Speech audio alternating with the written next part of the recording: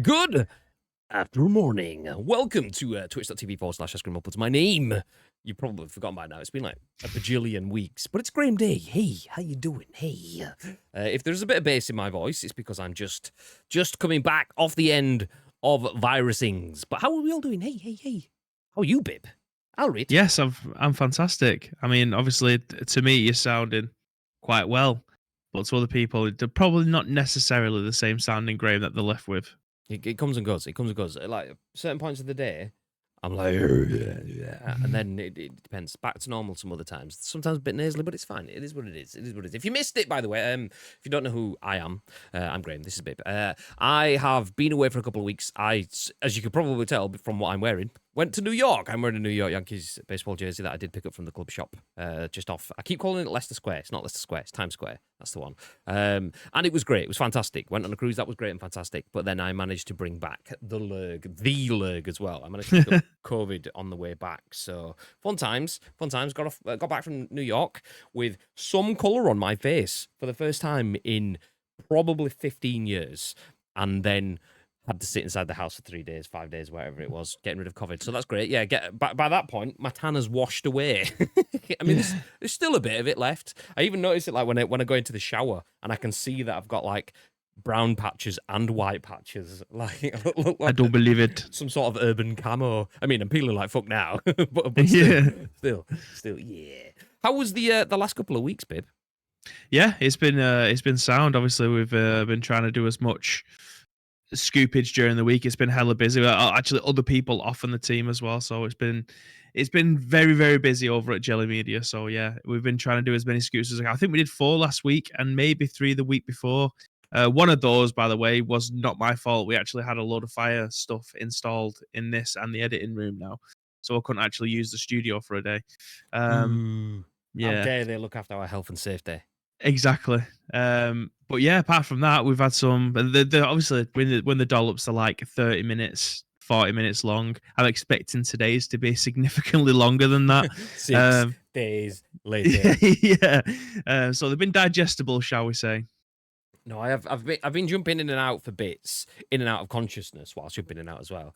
But the thing is, like, quite often I'm like, oh, I've just seen the go live alert. I've just finished doing what I'm doing, and then I'll jump in. But like I say, a dollop's 30 to 40 minutes. So by the time I've seen the go live alert, and by the time I'm finished doing what I'm doing, I've dropped in just to see us raid Spike or Wobbly or whoever kind of thing is. So bye then.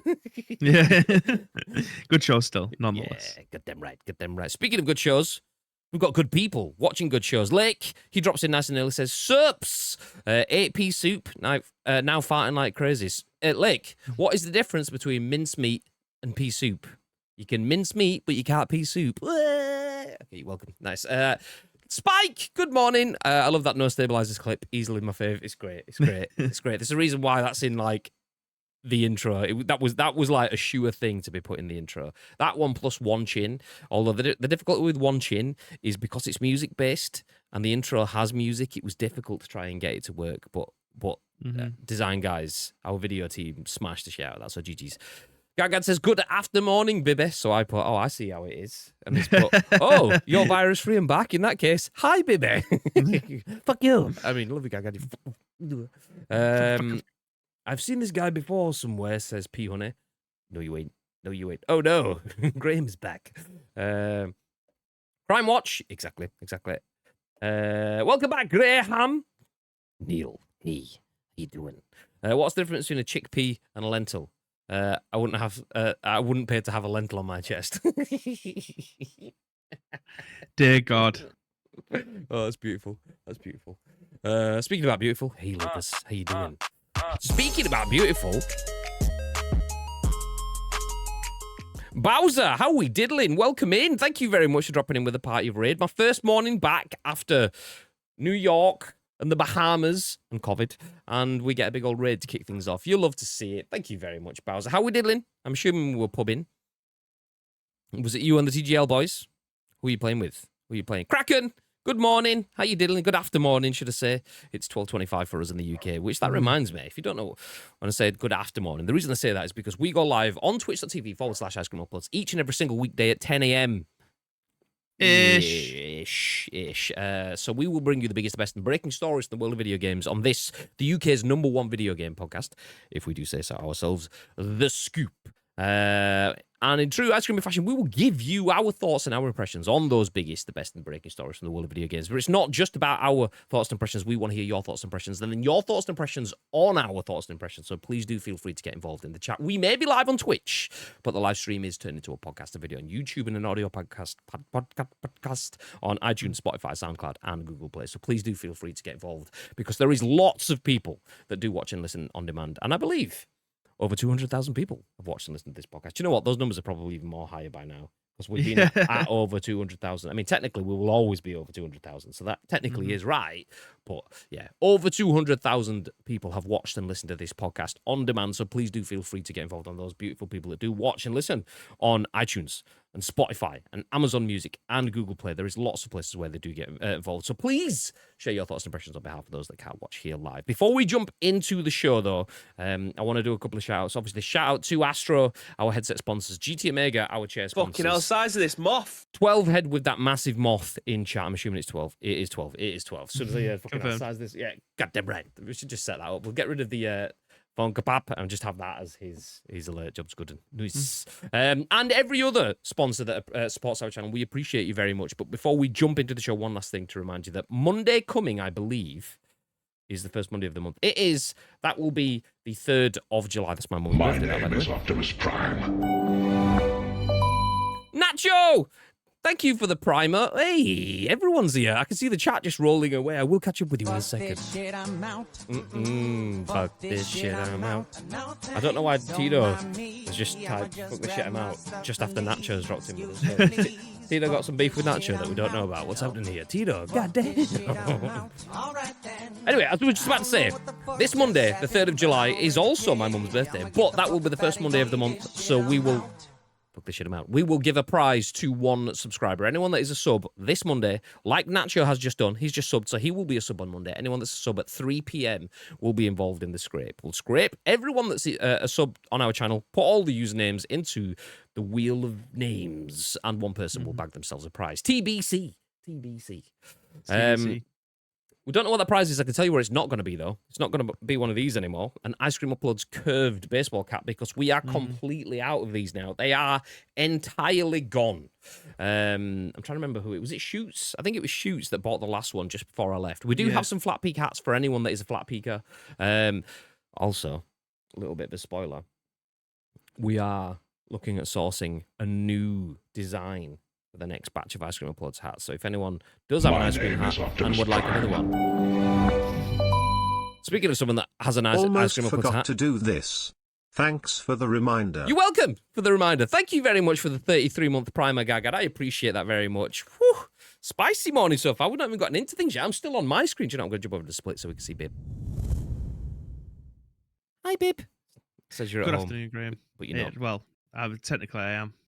Yeah, it says you're in the studio now, so technically not. Completely forgot what I was saying. I don't even remember anymore. It's all happening. But Gagad, thank you very much for the 33 months. Nacho for the 11 months, and Bowser for the big old raid as well, kicking things off. Let me jump back up so we can catch up then. What does Graham think of grey ham as food? Don't do it. Don't do it. Living the high life, Grey. It felt like it, Taylor, genuinely. Excuse me. New York is incredible. It's like an always on, you're not getting any sleep sort of city. There was just sirens. And the worst thing is, it wasn't even like it was just sirens. There's a really annoying siren. I don't know what it is, but it just sounds like a police car that's not committed to being a police car. And like normally you hear the woo, woo, woo sort of stuff. But Sup home. Sup home. West, thank you for triggering the hype trade. Hey. Love to see it. You do love to see it. White darling, I do love you. That's the sound of the police.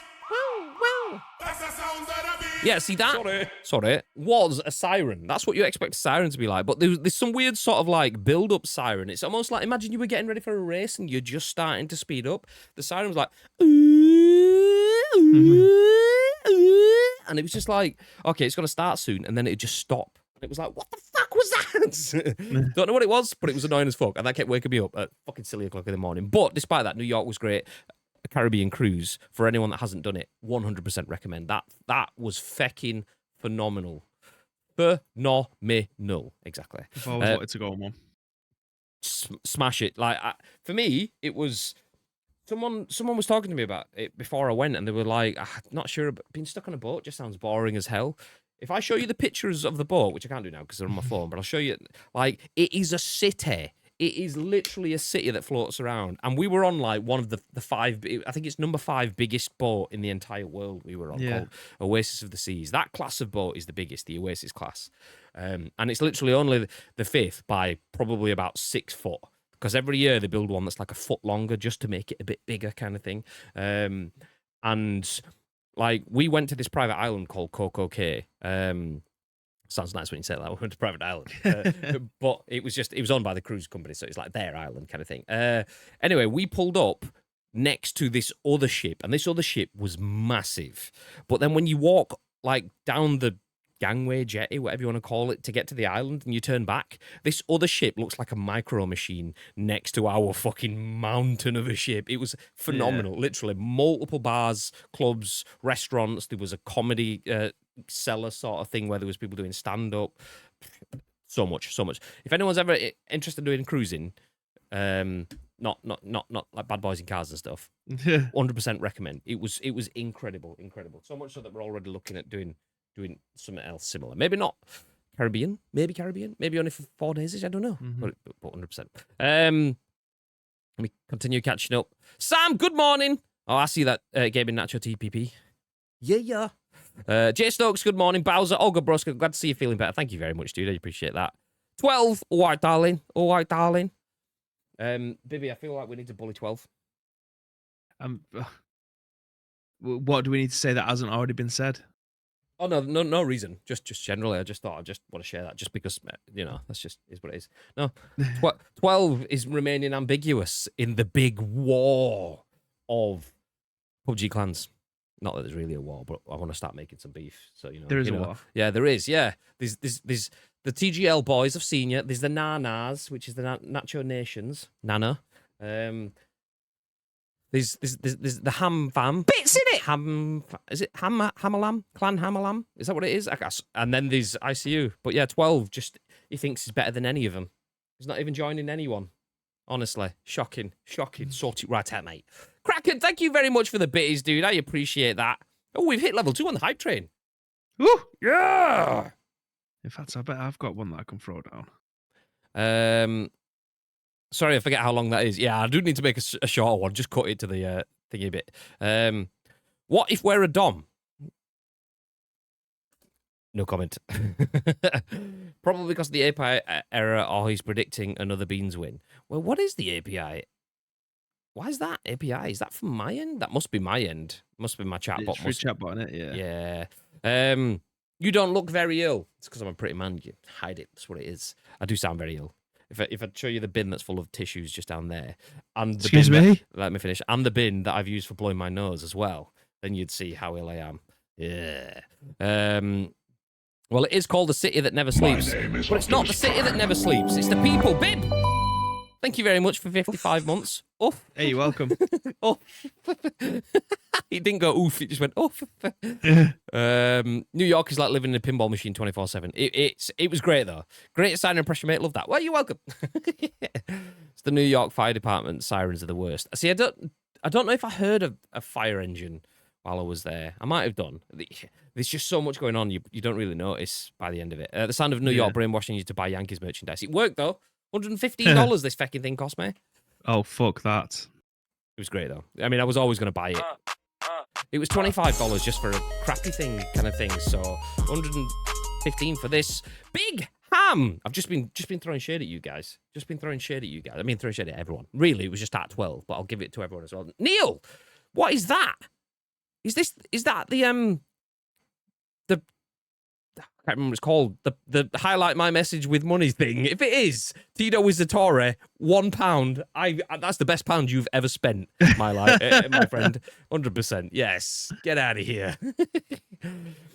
Kraken with 100 bit is nothing compared to ICU clan. There we go. And this is this is where the shade was being thrown, Ham. I was actually throwing it at 12, but I used it as an opportunity to throw a shade at everyone else. 12 thinks he's bigger than anyone. He's not in clan ICU. He's not in the Ham clan.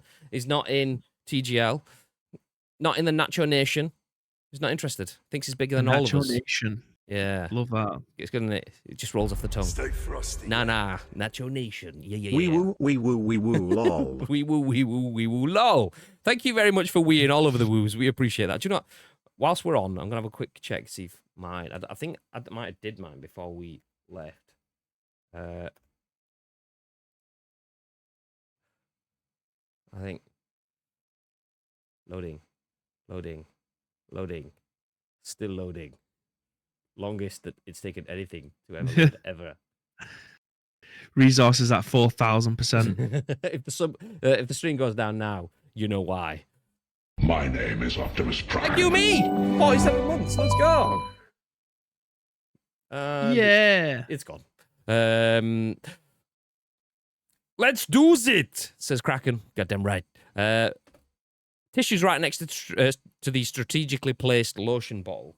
You know, I'm not that intelligent. That would be an absolute win. Typical PlayStation owner, what, 12? Is he?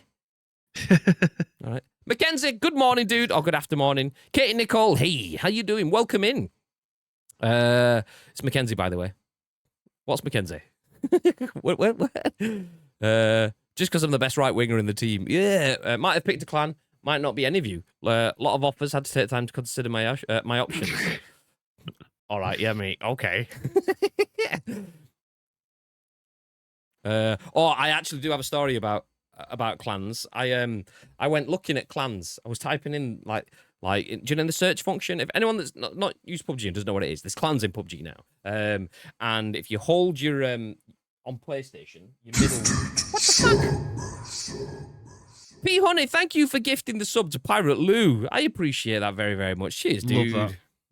Nice. Anyway, just saying then, if you hold the middle button on the control pad, it brings up the clan menu, and then you can search for other clans. So I was just doing a little bit of perving at the other clans out there. So if you go search for ICU, you'll find clan ICU, and then there'll be other clans that have got ICU as their clan tag.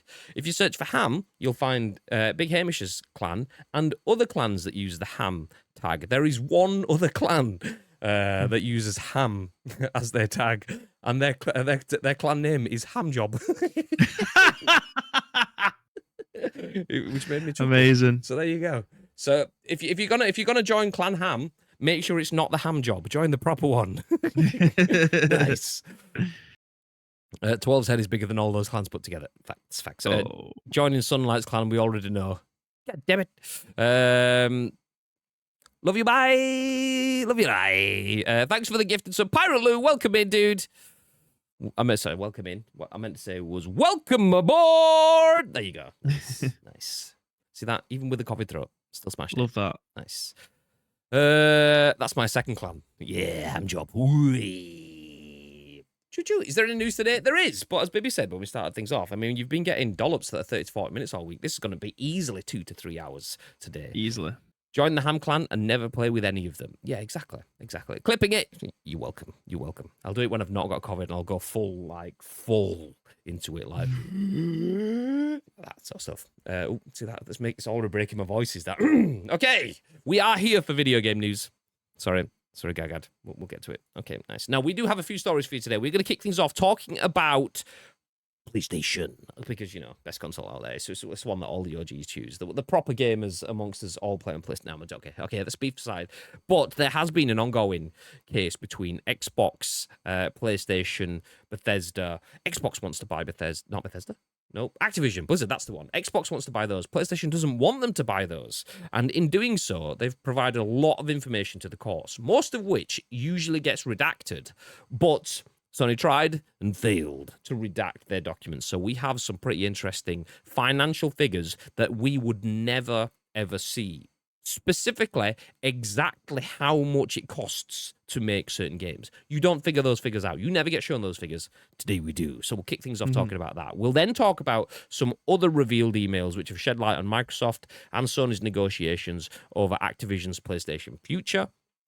Then sad news for fans of the Cycle Frontier as the game is shutting down this September. And, as we always do on a Friday, but on a Thursday, it's free game. Thursday. Exactly, yes. We'll wrap things up by telling you what PlayStation Plus games you will get free next month, i.e. in the next few days. Usually Tuesday, I think it goes live. I haven't actually read the article, so I'll check that one. But July 2023's PlayStation Plus games have been leaked. I've not read the article, but I bet it's by Bill Kunn or whatever it is. It's always the same person, every month in, month out. And PlayStation somehow still haven't managed to block that, but there you go. For now, though, Mr. Bibb. Yes. Are you interested in finding out a little bit more about the Sony, Xbox, Activision, Blizzard sort of stuff, but with a twist? Finding out how much shitloads of games cost. Oh, absolutely. I mean, what's the purpose of this podcast if I'm not? I was full on expecting you to go, no. Yeah. I think padding segments, I'm well aware. Nice. I appreciate the padding because it gave me just enough time to bring this up on screen as Andy Robinson at VGC says, poorly redacted Sony docs reveal Last of Us and Horizon sequels cost $200 million plus. The tagline says, scale of modern Sony interactive entertainment game budgets accidentally laid bare by court documents. Awkward. Okay, the article says, poorly redacted documents published as part of the Microsoft versus FTC court battle have laid bare the scale of PlayStation's budgets for its modern blockbusters. One document published on Wednesday discusses the huge sums required to develop major first-party games at Sony Interactive Entertainment, redacting key figures such as team sizes, budgets, and development time. However, as discovered by journalist Tom Warren, the redacted information appears to have been done so with a pen and then scanned in by lawyers, meaning that the numbers were still clearly visible. So, shortly after this discovery, the docs were pulled. Oh, God. Might as well just had a, please don't read this bit. Okay, I won't. Wink, wink. Sony's lawyers. Imagine that. Imagine being the lawyers for Sony, a multi-billion-dollar company, and then ballsing up that much. I mean, you can see it in the article here on screen. It has a screenshot of the scanned documents, and it's basically black writing on a white background, as you would get in most documents. And then there is a light hazing grey over certain words, but because it's not black, you can still see the black lettering underneath it. So it's more like highlighting in grey rather than actually redacting. That's awkward. Someone has been fired over that 100%. Mm-hmm. Anyway, revealed in the documents is Horizon Forbidden West cost some $212 million to make and was worked on by around 300 employees for 5 years.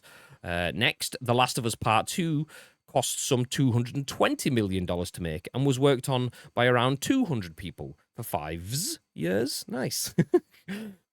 Great. It was already known that modern AAA... Get out of here. It was already known that modern AAA games cost over $100 million to create, but this is the first time the full scale of SIE's budgets has been revealed, and it's likely that these figures don't include non-development costs, such as marketing, which will be another $100 million, probably, I imagine.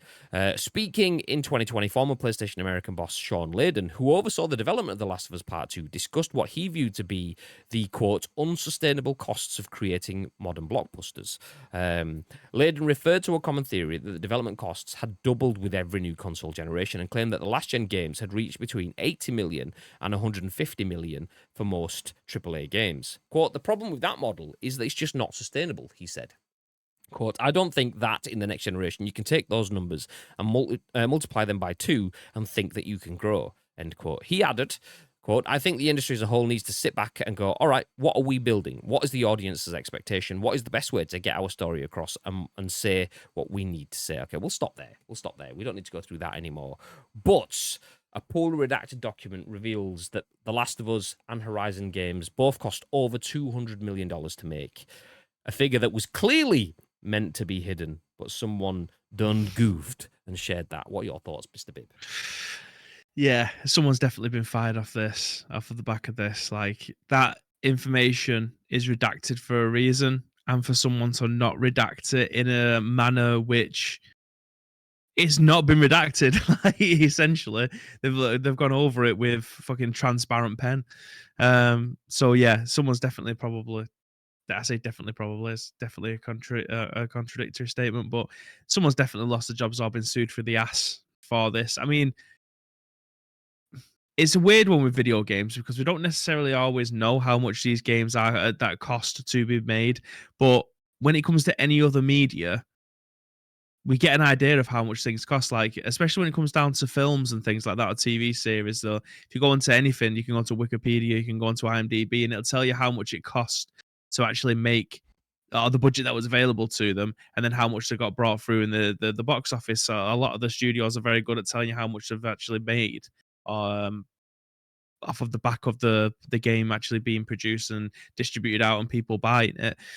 But they never really tell you how much it's been made, and it's such a weird world that we live in that is the case. But for stuff like this, obviously they wanted to try and keep it close to the chest, and instead someone's ballsed it up royally, and we get an idea of how much it costs to be able to create these games. Like, I'm going to be honest, I actually think it's a little bit less than I thought it was going to be, especially for new gen consoles, because the cost of things tends to go down once things have been out for a while. And I don't mean in terms of the games being out for a while, but in terms of newer consoles, things end up costing a lot more because I don't necessarily know the corners that they could potentially cut, or the people who have been making games for so long that go, actually, we don't need to spend 3 days doing that. Your time, 3 days, we can definitely get that down to a day and a half because you've got so much experience using these. I actually thought the cost might be a little bit higher for these types of games, especially with them just arriving out over the last 18 months and stuff. So, yeah, I actually thought it would cost more. So it is surprising to me that we've actually got this information, but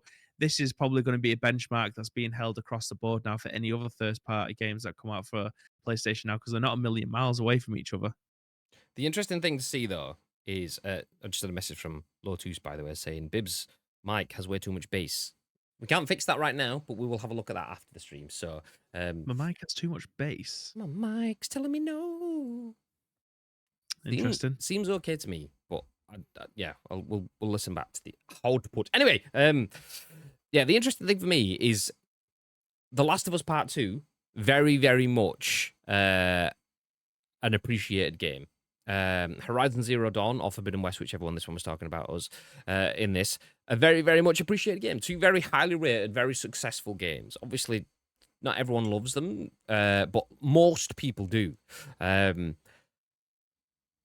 But it's interesting to see, once you get figures, once people think something costs too much, or there isn't a value there, it's interesting to see people come out with the knives straight away. Like yesterday, people going, 200 million?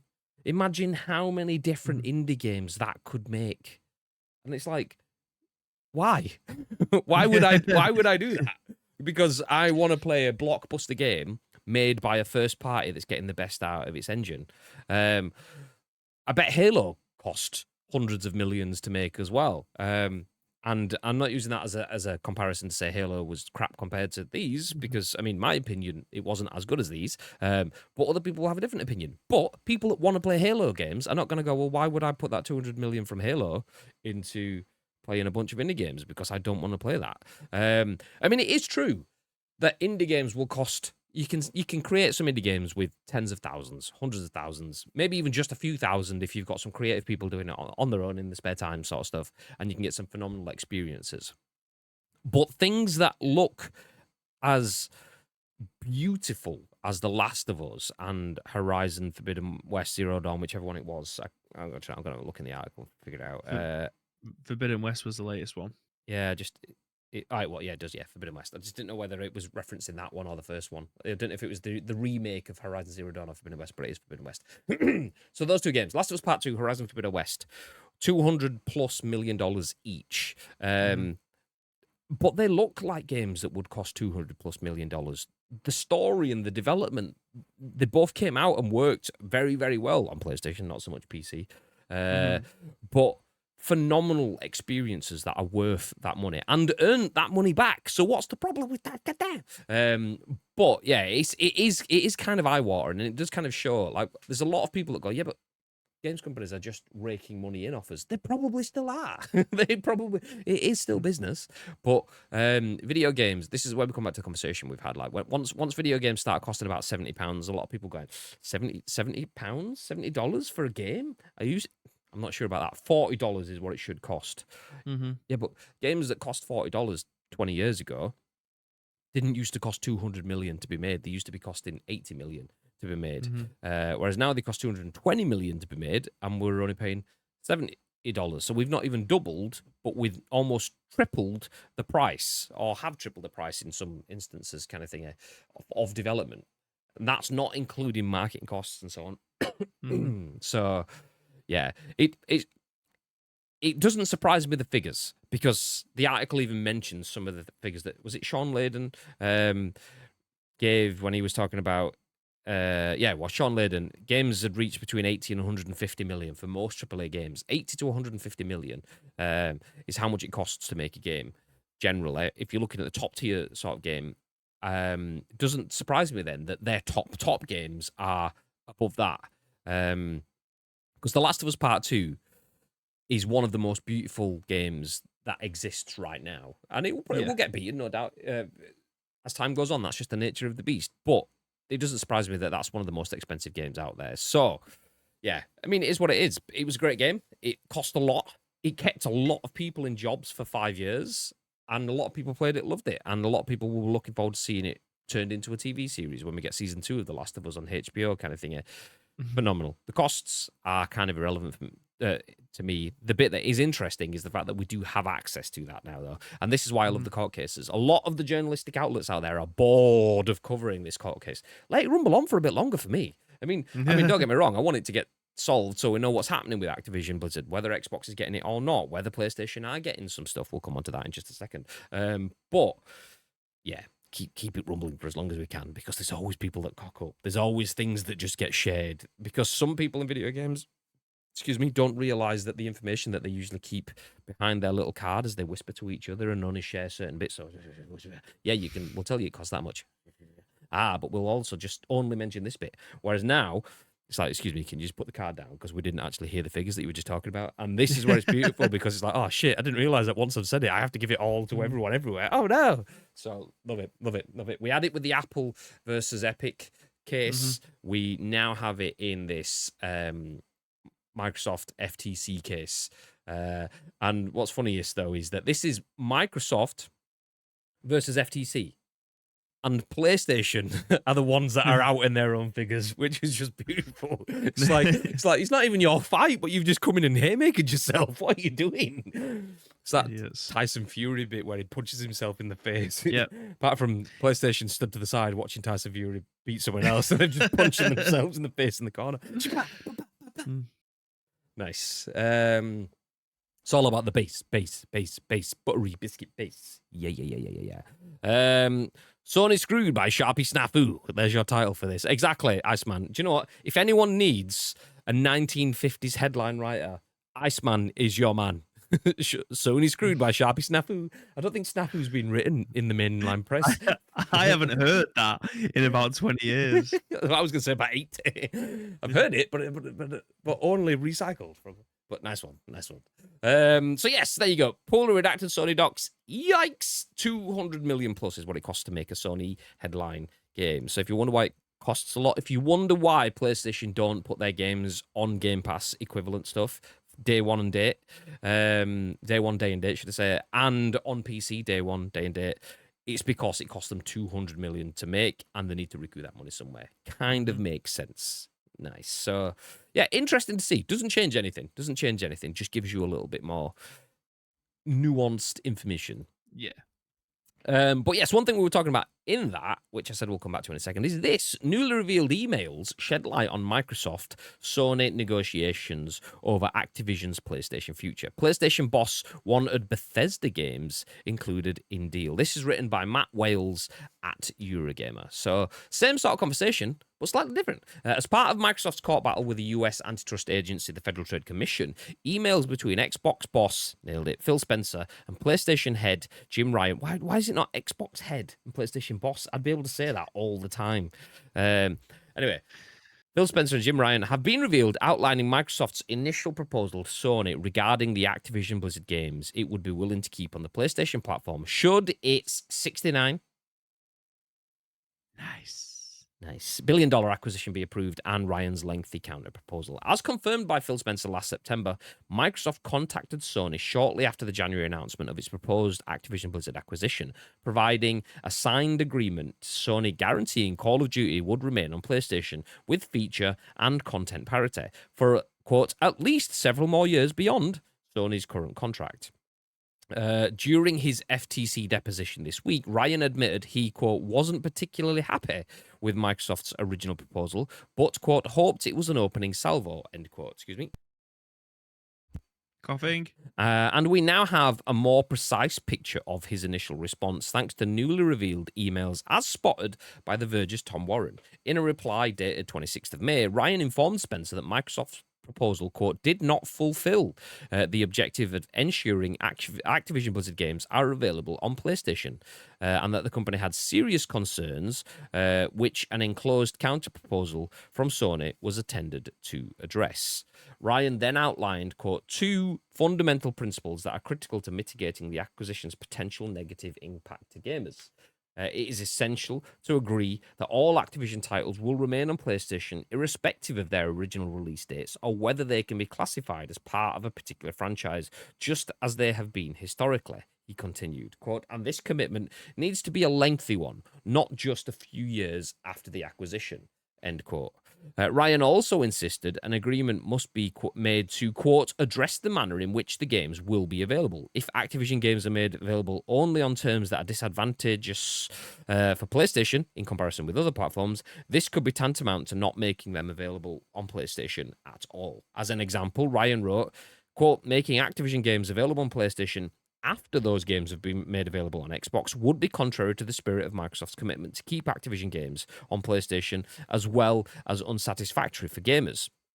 As long as you agree to the fundamental principle, Activision games should not receive unequal treatment on the party's subscription services. We are open to further discussing the details of how this might be accomplished, Ryan continued, adding, quote, the equal treatment of Bethesda games would be a logical subject for the parties to discuss because it involves some of the same concerns as the availability and or unequal treatment of Activision games, end quote.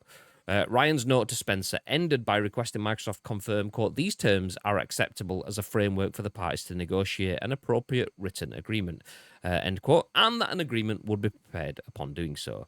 Microsoft's next key email, also revealed during the FTC case, came 3 months later on the 26th of August, 2022, when Xbox boss Phil Spencer reiterated that the Xbox company would like to find a way to maintain Sony's relationship as an important distributor of Activision content once we've closed the Activision acquisition.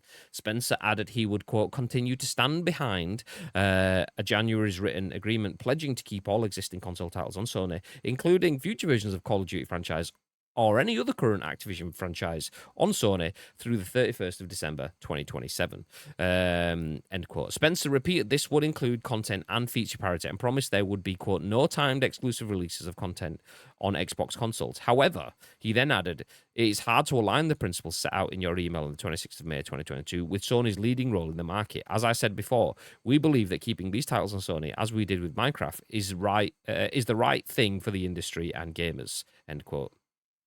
Okay, I'll finish the article. I know it's been quite a long one, but it's interesting, so I'll go through it. As per the Verge's report of this week's trial, Spencer is said to have included a list of titles that would remain on PlayStation as part of his August email, but Ryan, during his deposition, said the list was not meaningful and represented a particular selection of older titles that would remain on PlayStation. For example, Overwatch is on there, but Overwatch 2 is not. It's at this point in the timeline following Spencer's email that talks seemingly began to break down between Microsoft and Sony in a very public manner. Spencer began openly discussing certain aspects of its Sony negotiations with the press, causing Ryan to call Microsoft's initial deal inadequate on many levels. I hadn't intended to comment on what I understood to be a private business discussion, Ryan told GamesIndustry.biz at the time, but I feel I need to set the record straight because Phil Spencer brought this into the public forum, end quote. Since then, Sony has stood staunchly against Microsoft's proposed acquisition of Activision Blizzard, even as more and more regulators around the world began approving the deal. Currently, the UK's CMA is the only regulator to have blocked the acquisition, a decision Microsoft will soon appeal, but the FTC has also expressed its displeasure at the proposal. Microsoft's court battle with the FTC is set to continue into this week as the antitrust agency attempts to secure an injunction to block the company's Activision Blizzard deal ahead of its own internal deliberations. So expect further reveals as proceedings continue. Okay, we'll stop there. Nice, done. Great article. Thank you very much, Matt Wales and Eurogamer, for the write-up there. Interesting. Because we did see, you see things like Phil Spencer starting the conversations. Well, we've put an offer on the table. PlayStation didn't refuse it. Didn't accept it. So it is what it is. That was the first opening salvo publicly. Obviously, there was conversations going beyond that. But it is interesting to see it written out in that sort of sense. Phil Spencer, I'll leave the name just in case people aren't familiar with them. Xbox said to PlayStation, we want you to have Call of Duty for the next few years. PlayStation goes, the next few years isn't enough. If we have a proper conversation about us keeping access to that game and all other Activision games, and us having full parity, then we can have a conversation. Then Xbox went, okay, here's a list of the games that you can have, leaving off key games like Overwatch 2, but only putting Overwatch in there, which is, in legal frameworks, dodgy, because that's just like, oh, yeah, of course you can have all of this in my hand. And it's like, yeah, but what about your other hand? I said in my hand, yes. Yeah, but what about your other? Yes, my hand. And it's whether intentional or not, PlayStation were right to question that. I would have been questioning that. In black and white, letter of the law, legal stuff, I'd have been like, you've not said I've got Overwatch 2 there. I've got access to Overwatch, a game that no one technically is playing anymore. And then they were, in my mind, right to say, you're trying to push yourself as this, we look after everyone, we're here, we're for the people, but you've stopped us getting, in theory, Bethesda games. There was a conversation in the Discord about this the other day. Someone, I think it was Chappers, was asking, do games like Starfield and another one, I can't remember which one it was, which are Xbox exclusive, but not exclusive, but might be exclusive, but not sure if they're going to be exclusive games. So Starfield has never been pushed as an Xbox exclusive, I believe. But is it going to be? Is it not going to be? So yeah, basically Skyrim, Starfield could be Xbox only games, but nobody really knows. And PlayStation saying, well, you're already taking brands. Starfield's different, but you're all taking brands like Skyrim, which exists on PlayStation, and that might just be an Xbox thing now. And Bethesda, yeah, is owned by you, but if Bethesda wasn't owned by you and they made Starfield, that would be coming to PlayStation. I believe there was actually conversations, or we covered it a few months ago, that Starfield was already being dreamt up before Xbox bought Bethesda, and at that point in time, they were already going to be making that for PlayStation. But they've now halted on all of that sort of stuff to just work on the game generally, i.e. just for Xbox. So naturally, if you are Jim Ryan, it's like, okay, you've bought a brand and you're saying that you're not wanting to keep that to Xbox consoles, but your actions with other brands that you've done the same thing are already proving contrary to that. So if we can have a conversation that does have console parity, that does have free access, not just to Call of Duty, but all Activision titles, and we can have a conversation in the shorter term about securing that with Bethesda, then that shows us that you are actually looking to do that as the long term and not just looking to get it past the line and then change the race completely. At which point, Phil Spencer's then gone, actually, I'm going to talk about this publicly. And Jim Ryan's gone, okay, we were having a private discussion, but I see what you're doing now. Nice. I didn't want to have this in public view. So it's quite funny seeing that, because the reason I've gone through all of that there, I know the articles have gone through it, the reason I've gone through that there is because that's my understanding of it. I thought, before reading all that it was the other way around. I thought Phil Spencer was bringing it to the public because Jim Ryan at PlayStation was just trying to upset the apple cart, was just trying to knock them off course with the purchase. And it doesn't actually seem like that. From these emails, it looks like PlayStation were actually, stand in the corner wanting to get a good deal, but were still pursuing a deal. It doesn't seem like Xbox, from my understanding, were as open to it as I had been led to believe by Big Philly Spence for the last 18 months. That's my understanding. What are your thoughts, babe? Yeah, this is obviously something that me and you have been giving our thoughts and opinions on over, it feels like a year at this moment in time, maybe even longer. And my position, it seems like I keep on flip-flopping on this. I'm seeing it from both sides of the fence, and then I'm just sitting straight on it, but then I might end up landing in a completely different camp, but then my opinion will change the very next day. Like, if Xbox have stumped up the cash for whatever it is that they're stumping up the cash for, whether or not it's Bethesda, whether or not it's the Activision, Blizzard merger, like surely it's up to them how they want to be able to market the games, whether or not it's going to be a console exclusive. I understand that before there was bought, Starfield could well have been a PlayStation game as well, but it's up to them surely to have the rights of how they distribute these games as and when, because they now have the rights to be able to do it. Like, I feel like that's always what I end up coming back to. Like, if you was someone who obviously wanted to buy an IP of whatever it is, you might end up getting the history of it because you paid for the rights for that, and then you can distribute it as to however you want in the future, whether or not you want it to just be a Netflix thing, whether or not you just want it to be an Apple thing, whether or not you want it to go onto Channel 4. Like, the choice is yours as to how you want to distribute it. You might end up pissing the people off who, using Black Mirror then, for instance. Black Mirror obviously used to be something that was on Channel 4 way back when, maybe the first 2 seasons. Then Netflix bought it. It gets taken off for Channel 4, and the only way that you can watch it now is on Netflix. Even though originally it was thought up and made for Channel 4. Like, Netflix can do whatever they want with that now. They might want to sell it to later on down the line to Apple. Who knows? Just to jump in there, I see the analogy, but there's a big flaw in that. Black Mirror is a piece of content that will just be a piece of content, whereas Call of Duty within the Activision scenario is a piece of content that will shape first parties, and that's the difference here. Is it's not just a case of, so like the Bethesda deal went through because that was a Black Mirror sort of purchase. Okay, you are taking something that I want that will piss me off if you take it away from me, but it is what it is. Whereas Call of Duty and Activision is a different conversation. It's not like for like because of the further impacts that has in terms of content availability, in terms of driving. Yeah, because it's an absolute Goliath. Yeah, there was another article, I think it might have been the one that I put in the Discord, that had stats on exactly how much games sell. And lots of people believe that FIFA is the biggest in terms of revenues or something like that. And I believe it was Call of Duty actually outsold FIFA in terms of overall revenue generated. So if FIFA can't even compete with Call of Duty, and FIFA is the global game, football, then that's a completely different conversation in that sort of sense. Then it's not just so it isn't just like a Black Mirror going from Channel 4 to Netflix. It's like taking the ability to broadcast and giving that to Netflix and going, okay, if you want to use the internet, you can, but on our terms for the next few years. It's almost that sort of conversation. I mean, if they're willing to pay for it, then I understand. Like, I'm literally just playing devil's advocate here, at the same time kind of putting what my thoughts and opinions out there. But if they have the money to be able to buy it, they have the rights to do whatever the fuck they want with it. PlayStation themselves could buy Activision Blizzard if they so wanted. But was there a gentleman's agreement that something like that has to be on both consoles?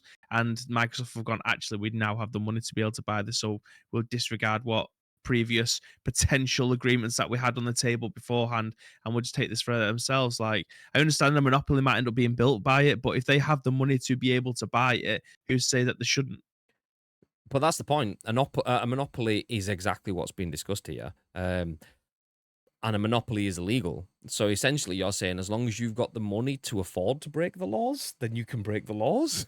But that's the problem. It's like it's exactly that they're going against in theory. Obviously PlayStation are a business and are doing it for themselves, as much as they are for gamers everywhere.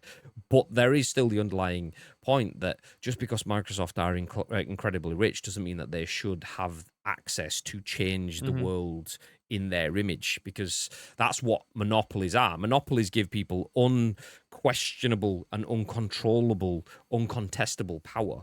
And that's what PlayStation are saying Microsoft are taking a huge step towards here, which I do believe in some instances they are. Do I believe it's that cutthroat, black and white? No, I don't. But do I believe that will be huge in terms of changing the shape and landscape of games? Yes, probably. And the article has actually put Microsoft in a worse light than I originally thought they were, because I thought it would always go through.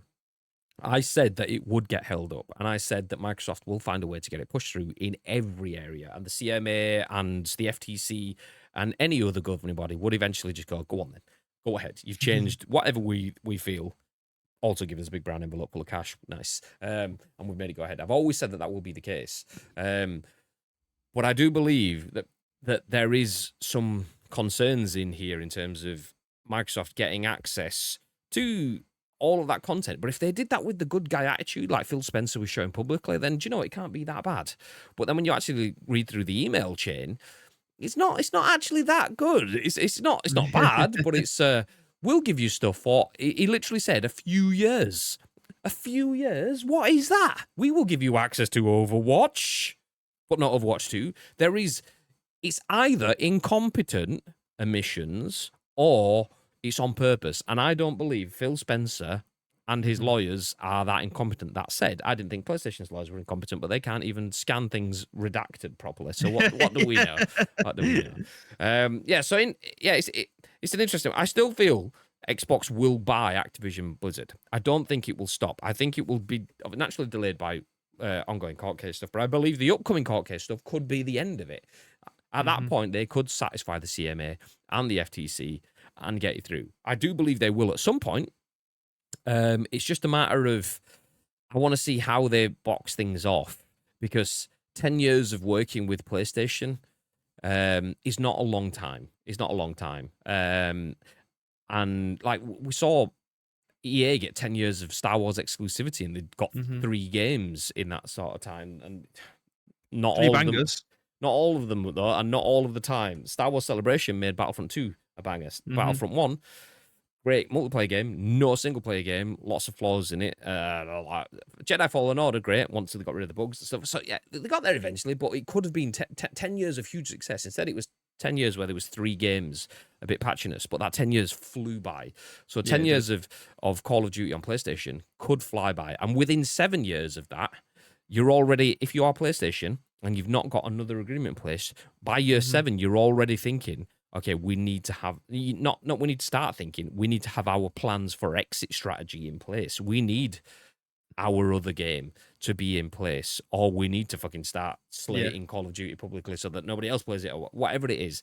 So, yeah. It's a weird one, though, isn't it? Because you'd think over the last 5 years that regardless of the Warzone thing that's going on beside that, actual Call of Duty itself was on a decline. Verbally, whoever it is that you were speaking to, it just wasn't the same feeling that they had previously. But obviously with the introduction of Warzone and everything else that's brought in with it, DMZ, which, by the way, I'm going to go out and say that I was definitely one of the people around that actually thought DMZ was any fucking good. I got slagged off to high heaven that this game mode was absolutely dog shit. Yet here we are, and people are making so much content out of it nowadays, more so than Warzone.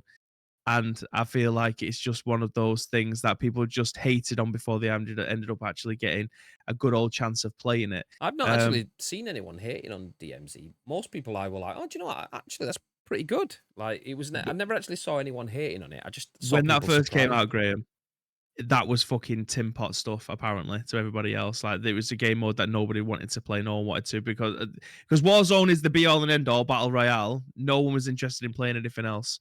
But DMZ is now in the limelight, and people are actually enjoying playing it. But I feel like it's the circles that you're in, because I watch a lot of people that are Tarkov and stuff players. So DMZ was like, it was a fun version of that kind of thing. Tarkov Light was what people were kind of calling it. So Tarkov Light. I mean, that's a good way of putting it, to be fair. Yeah, I mean, yeah. Sorry. Anyway, I interrupted. Continue. Yeah, I think that's. I actually don't know where else I was going with that. But yeah, the popularity of Call of Duty seems to have been waning, but the likes of Warzone and DMZ coming back through obviously made that game so much more popular again. I don't know whether or not without those two things, and I know it's Captain Hindsight at this moment in time, but if those two things weren't available now, would Call of Duty still be as big as it is now? Nope. And I genuinely feel like it wouldn't be as sought after or fought after as it is now. Yeah. Without those two things, like Warzone is making the money hand over fist. Would it still be massive? Yes. Would it still have people that would buy it every year, regardless? yes, Call of Duty is that big. And that's part of the reason why PlayStation doesn't want Xbox to have exclusive ownership of it, because Call of Duty will just make sales. Hard physical sales every year. I mean, Call of Duty has done what most games would love to do and has gone free to play. Nice. But it is that strong that it still sells its box off the shelf copy at $70 every year and $110 for the special edition every year, because it's just that powerful that they can go, oh, we'll do free to play and full price reveal, because they can do that. So, but yeah, you were 100% right. Call of Duty has had a massive resurgence in the last 5 years, because massively down to Warzone, giving it that always on, that live service sort of play. It's Call of Duty like a football game. Came out in September. Well, it was more like October, but we'll sit with the September because I'm talking football crossover. Came out in September, and by the end of the football season, people are waiting for the next game. And that's what happens with Call of Duty just a little bit later on. By the time you get to June, July, August, people are already talking about Modern Warfare 3. I don't want to play Modern Warfare 2. Fuck this shit. Give me Modern Warfare 3. I want the next one. And then you get the early beta access and stuff like that, so people stop playing the game completely while that's out and then jump back to it and so on, until the game comes out, and then they go again. But that doesn't happen as much now. It does happen, but not as much, because there is seasons in Warzone. And now adding to DMZ on top of that, yes, 100%. Microsoft are looking to buy Activision for two reasons. One, because it's massively successful right now with Call of Duty. They have reacted very, very quickly to market trends by incorporating both Battle Royale and, what do you call Tarkov? It's not Extraction. It's extraction shooter. So extraction shooters and Battle Royale, they've incorporated both of those as 4th and 5th game options. You used to only have 3 games. You'd have your main single-player campaign, multiplayer, and then zombies or Spec Ops or whatever it was called. But then we now have Warzone, and then we have Extraction shooter on top of that in DMZ. So there's 5 different games within that. So that's the reason why Call of Duty has peaked, because they're not just resting on their multiplayer history and going, okay, well, we've got esports, we've got the CDL on top of this is great. They're actually throwing all sorts of stuff into it. But on the flip side, the reason why Microsoft are looking to buy this company is twofold. We're in an acquisition stage of the games industry, just like we were in cinema best part of 100 years ago. All the studios started buying all the smaller studios. Made that, I mean, there was a massive problem with vertical integration, which is coming into video games. I've spoken about this before. Vertical integration, very simply put, is the studios in cinema basically bought everything from top to bottom, from the people making the movies to the people distributing the movies to the theaters that were actually putting them out, basically forcing everyone to show exactly what they wanted. You want to put the new MCU film out? Well, you've got to take these 27 other shit films and pay for them as well. Yeah, but I don't want to spend all that money. No one's going to come and see it. I won't get my money back. Okay, if you don't want that, no, you're not getting the headline one, so nobody will come to your cinema then. It was bad. It was bad. But anyway, the industry is in that sort of phase. It will probably have a bad patch and then get figured out eventually. But so we're not only in an acquisition phase, but Activision became acquirable because Bobby Kotick fucked the business badly. Internally, lots of issues. It suddenly became, oh shit, we need to get rid of him. The business is nosediving. We've got loads of different government agencies looking at our business and seeing whether we are viable and looking after our staff. Selling it is probably the best thing. So suddenly, something that was very profitable, something you'd love to be able to acquire, suddenly became acquirable. That's the reason why Activision was snapped up instantly by Microsoft, because they got a sniff of it. It was the most expensive deal in history, and they were like, okay, yeah, we'll have it. Fuck it. It's worth it. So that's the reason PlayStation are stressed. So that's why these emails are great to see, because it's good to see behind the curtain. Once again, the Microsoft FTC case showing stuff that you wouldn't get to see. We'd be sat here thinking that Jim Ryan was the knobhead because Phil Spencer's the nice guy. But actually, Phil Spencer's not been quite as nice. He's not been bad, but he's not been as forthcoming as he makes it sound when he puts things out publicly and airs the dirty laundry in public sort of thing. So yeah, it's good to see. It's good to see. We'll keep you up to date with anyway, as we always do, as it progresses. But Spike says COD doesn't surprise me because they are limited. They aren't limited with microtransactions that they can pump out. COD is bound to have more players from different backgrounds than FIFA. I mean, yes, I wouldn't say bound to. FIFA is played around the world. Football is played around the world. I know more people that kick a football around than shoot people with guns. So in that sense, football's more accessible than shooting people to death. Really? Well, at least in the UK, anyway. Backstory, did I miss much in the last 5 minutes? Nah, just waffling. Hi. Just waffling. Sony uses COD money to make PlayStation exclusives and thus improve their platform. This is why they cannot lose it. Even losing the marketing will have a big impact on their platform. Activision purchases massively about mobile too. Xbox getting king and increasing their player base is huge. Who knows? We may get a decent Xbox mobile app one day. Yeah, but that's it. I mean, but Microsoft, and this is where it's Microsoft and not Xbox. Microsoft understand market trends and transitions, and mobile, whether we want to believe it or not, will be the future of video games. Mobile is now the future of everything you do. You go to McDonald's, I'll pay on my phone. Not everyone, a lot of people do. You want to order something? I'll just do it off my phone. Even though I've got a million screens sat in front of me at this PC, I'll just order it off Amazon, my app, because it's just there nice and easy, and it's got all my details saved in. People use their phone. That is their conduit to the world. You always see these Banksy sort of emotive, thought-triggering posts about people always just stuck to their little glass screens. But people will do that, and that will progress. So giving people access to the full gaming experience through that little piece of glass in your hand is the future. And Microsoft understands this, which is why, a big part of the CMA's throwing out of the Activision acquisition is based on mobile accessibility and cloud tech. So yeah, fully agree.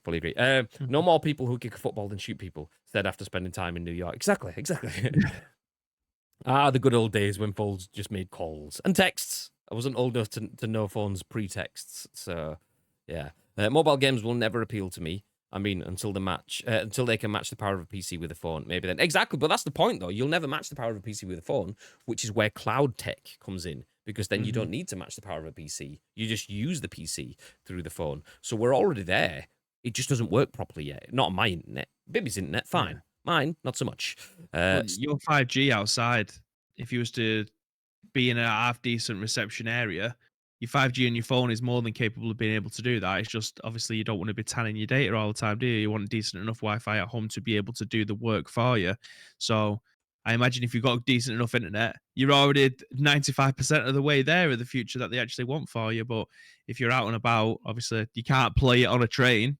We've tried that using our own mobile data when we're trying to play PUBG. So, yeah, that's where the hindrances start to come in. That's why it won't necessarily take off just yet, but there will definitely be a world, I'm probably going to say within the next 10 years, where 6G comes out and you can use it whenever they want, at whatever speeds you want, even maybe on a plane. Do you know what I mean? You're flying over the Atlantic, you've got fucking 6G, bosh. Job's a good one. Yeah, 100%. But that's like the access via data is just something we are accepting as our modern environment. The idea of being able to play without a wire didn't exist 15, 20 years ago, let alone not playing without a wire that's not even connected wirelessly to your internet, but just through the airwaves. Within 10, 15 years, like 27G speeds will be fucking fully widely accessed. And putting a wire in? You used to plug wires in? What the fuck? You have a router? What is what? So, yeah, but that's it. We'll be there in no time. And Microsoft understands that completely, which is why they're putting all their eggs in that basket and are very, very smart to do so. PlayStation are doing the same. Shuhei Yoshida said a couple of weeks ago, just before I went away, that PlayStation understand how important cloud is. They don't have anything right now, but they are investing a lot of time into that. And they were doing that with Gaikai a bajillion years ago. They do have a lot of facilities, but they don't have anything like Microsoft does. Microsoft's Azure network and all of their cloud systems from Microsoft, not Xbox, will put Xbox miles and miles ahead, 100%. Still can't beat Snake on a 3310. Nice. Snake, best game ever. I also hate small screens. I only use my Switch on a main monitor. No, I get that as well. But that will be something that is a problem that they will get past. Be that something like Apple's Macho Man Randy Savage goggles, Google Glass-esque Iron Man-looking Minority Report 3D heads-up displays and shit like that. They will find a way to make it clear, make it see-through, make it smaller, make it something that fucking just is implanted into your brain, whatever it is. They will find a way of making those screens bigger, but in a smaller form factor. There is always a way of... It just needs to be done. I know it's such a stupid thing to say, an easy thing to say, hard thing to do, but they will make it happen. They will make... The first thing they'll do is make it work, and then they'll make it accessible. That's just the nature of the beast. So getting everything into that small handheld is the first part, and then getting that small handheld into a bigger form factor or not, or appearing bigger is where we'll go. But they'll do it. They'll do it. Guaranteed. I'm used to small things in my hand. Wait, that came out wrong. Tito reveal. Yeah, games on phones are virtually impossible to play. Text is always way too small. That's what she said. Eventually, yeah, I can agree. I'll be dead by then. I'll still wait for my Back to the Future flight cars. Imagine. Yeah, Back to the Future thought by the year, fucking, what was it? 2005, 2015, whatever it was. We were supposed to be in flying cars and so on. By the year 2015, we've got smartphones. Yeah. Yeah, exactly. Okay, we'll put a pin in that. We are overrunning now because, first day... Oh, not even got it full screen. Not first day back for a while, but we'll jump into this one by Shunal, Doke at Gaming Bolt. The Cycle Frontier is shutting down on September the 27th. Jaeger has announced that the Cycle Frontier will be shutting down its servers on the September 27th, and in the meantime has provided accelerated progression. So developer Jaeger has announced that its PvPvE extraction shooter, the Cycle Frontier, will be shutting down on September 27th. I don't know if we've said that 3 times already, but it will be shutting down on the September 27th. Nice. The studio made the announcement stating that the running the game is not, financially viable. Since making the announcement, the studio has disabled all real money purchases that could be made in the game. The studio has also stated that any purchase made after June the 14th will be refunded. As the game heads into its shutdown date, Jaeger has made the Cycle Frontiers Fortuna Pass free for all players, along with discounting level skips and accelerating all in-game progression.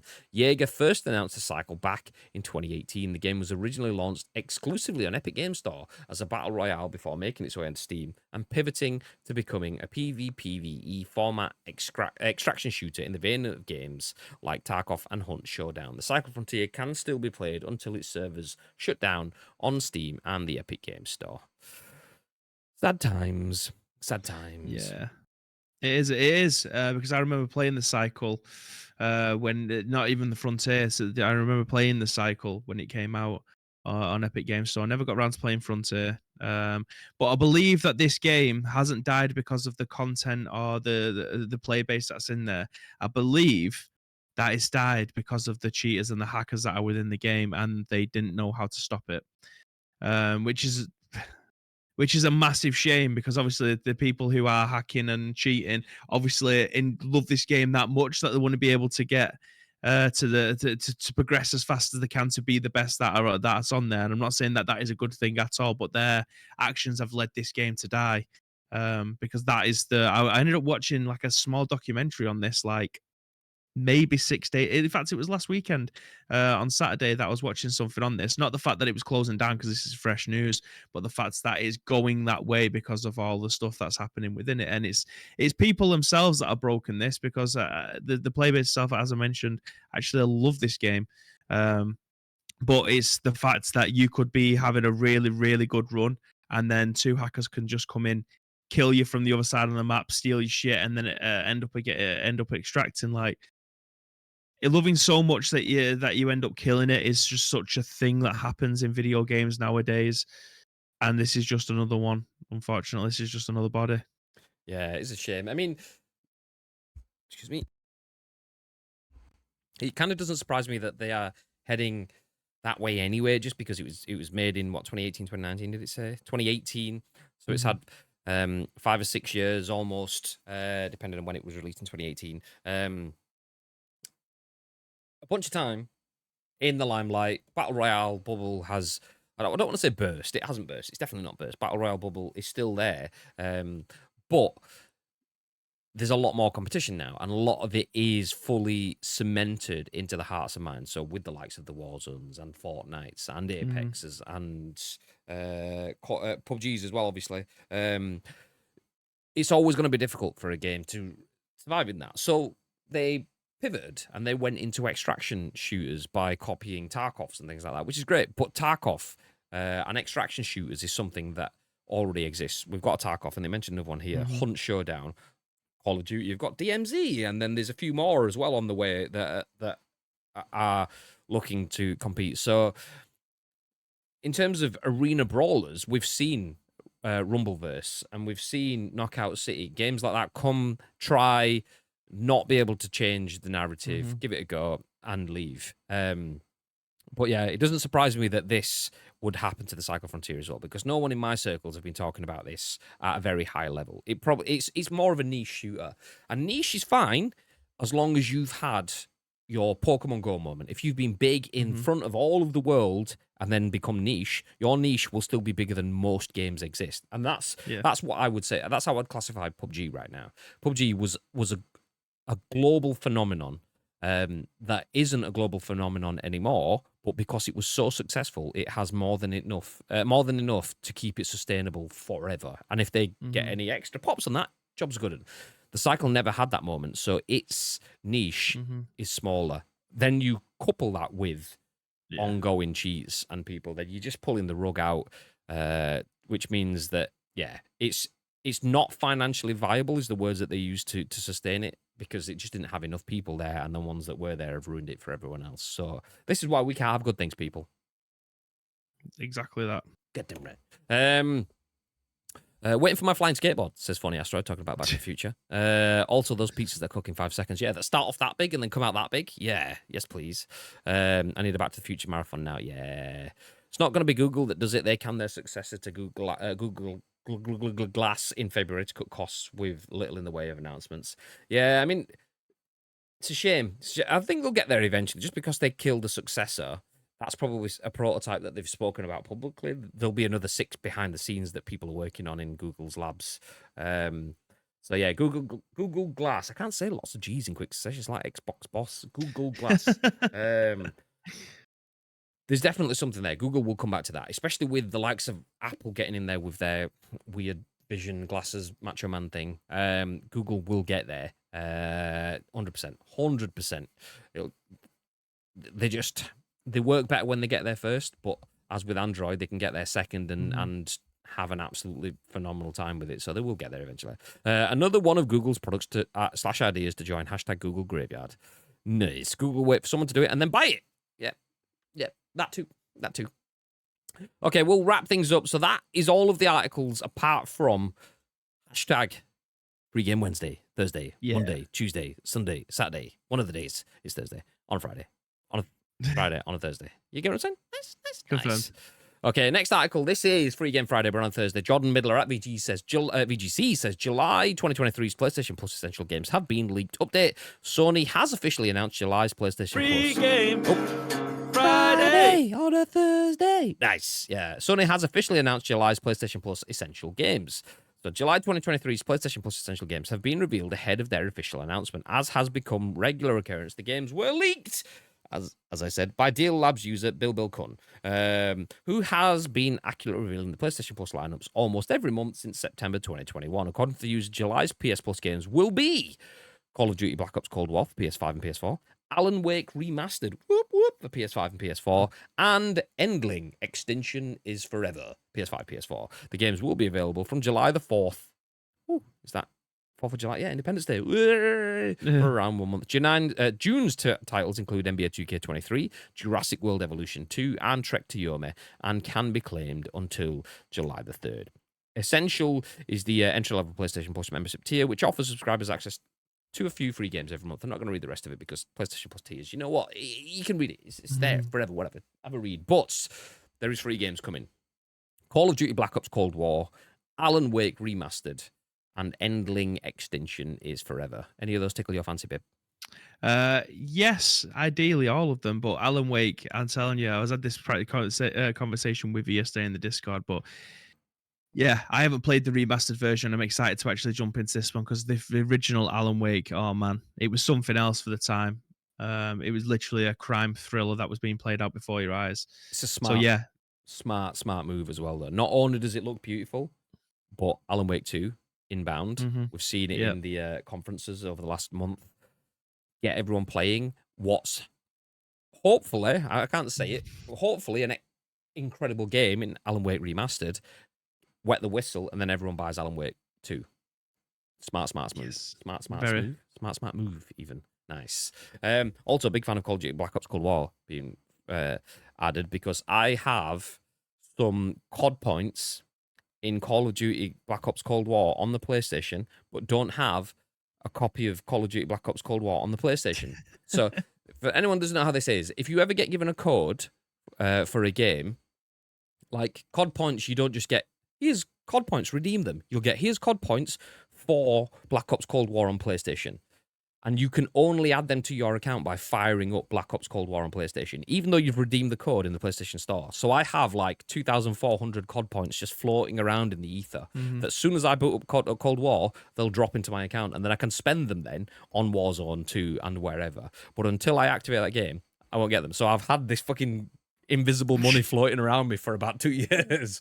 I'm not spending 25 quid on a fucking copy of Cold War because everyone's like stupidly pricing it up for the sake of like. Surely one of our friends, our close friends, has a copy, not just on disc, but they'll just let you sign into their account just to download the game. I thought I had it, but I don't. I don't think. I think we had this conversation last time. It don't matter now. I'll have it on the 4th of July. So jobs are good. Yeah. 5 days and Brilliant. I'll get it. I'll get my 2,400 coins. So let's go, baby. Anyway, I wish to make a complaint. It isn't free. You're paying for the PlayStation sub. No, it's definitely free. It's 100% free.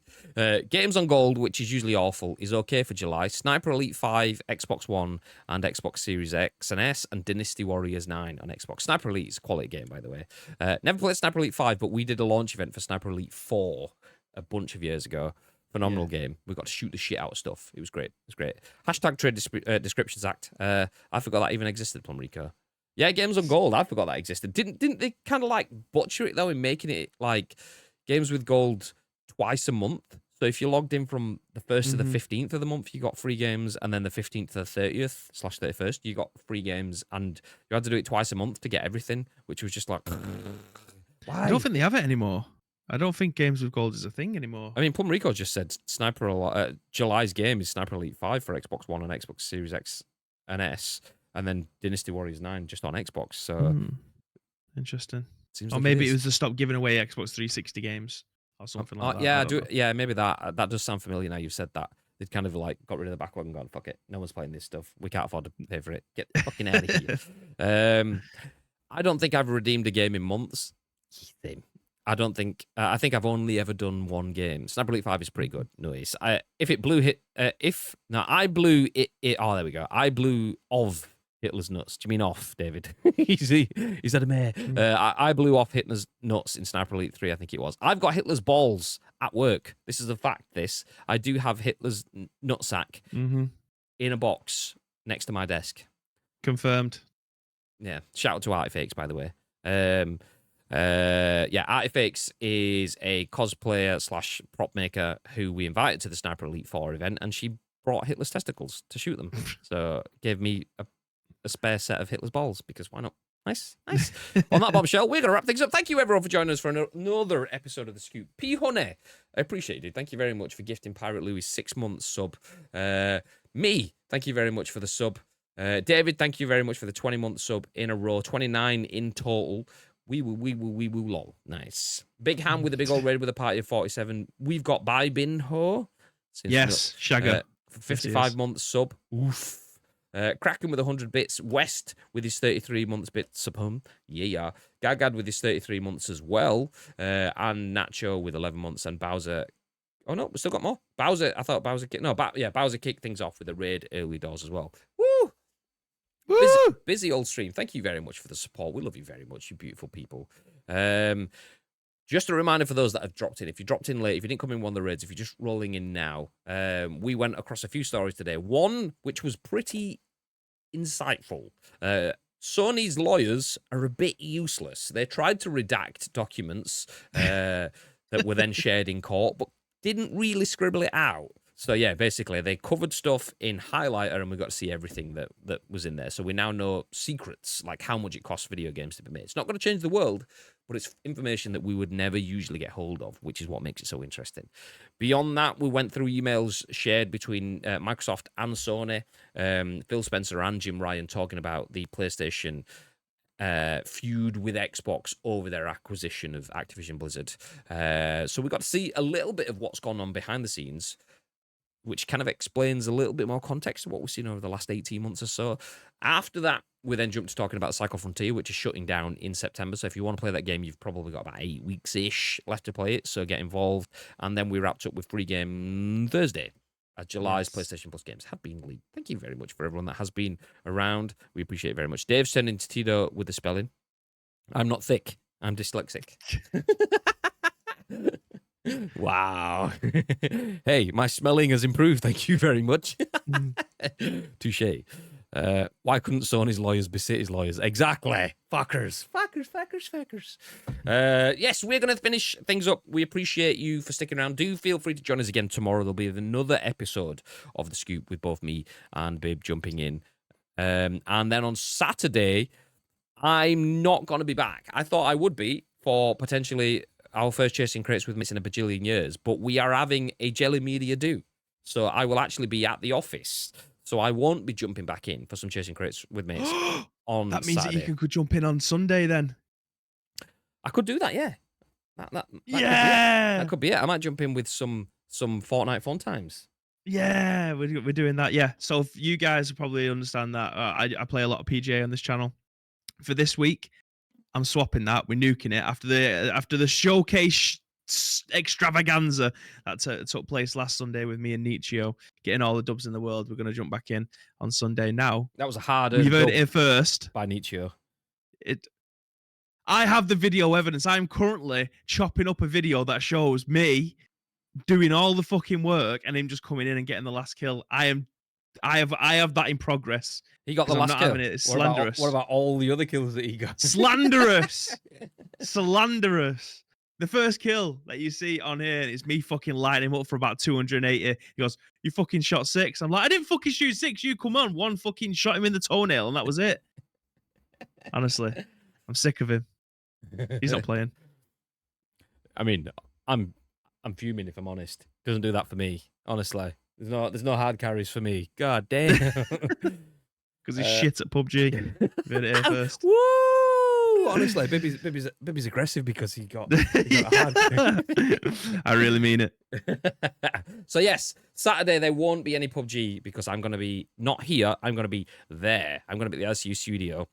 But we're not going to be streaming because we are having a business do. So we'll be having foods and drinks and stuff. So very unlikely that we'll be firing up the stream whilst we're there. But do feel free to join us on Sunday. Bibby will be playing some Fortnite with Nishwa, and I am probably going to try jump in too. So yeah. Let's do it. Yeah. I just want to point one thing out, though, just before we wrap things up. About 3 weeks ago, we shared something, and then I disappeared for 3 weeks. But that was the fact that we do have a Double Trouble League running. If you don't know what that is, basically we have... Is it exclamation mark DTL? Did I set that up? Exclamation I think you did. DTL. Yeah. So basically, if you watch our channel, you get sprinkles, like you do on any channel on Twitch. It's our channel points. If you get enough sprinkles, you can redeem a Double Trouble League game when we're playing PUBG. Naturally, it's not going to happen this week, but if you do tune in next week and we're playing some games, do you think, do you know what? I'll jump in for one game for a chance to win an entire Logitech gaming setup. That's a mouse, that's a keyboard, that's a headset, and a mouse mat. If you want to win some stuff just for playing some games of PUBG, then please do feel free to get involved with that. That will be running until the end of the year.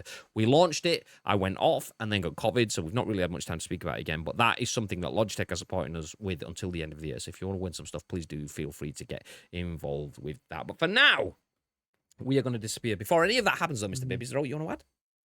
Yes, very briefly. You guys now know the situation. I'm dying for a piss, so I'm going to speed this shit up.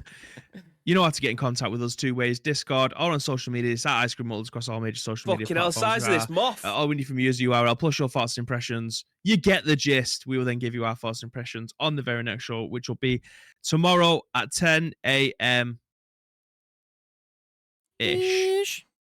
As I said, you guys all know this by now. But yeah, that is pretty much it. David says, I edited a video with Wile E. Coyote in it. It doesn't mean that he was in it. That's it. Well, that's in context too. That's because you said you're editing the video where it shows you being better than Nietzsche. David saying, no, never said that. Never said I was better than Nietzsche. I was saying that he stole all my fucking kills. That is what the edit is about. Not saying that he was better than me. Not saying that I was better than him. It's the fact that I did all the fucking work. That's essentially it. Cosmic. Of course. Yeah. Of course. Yeah. The video isn't going to lie or manipulate in any way, shape, or form.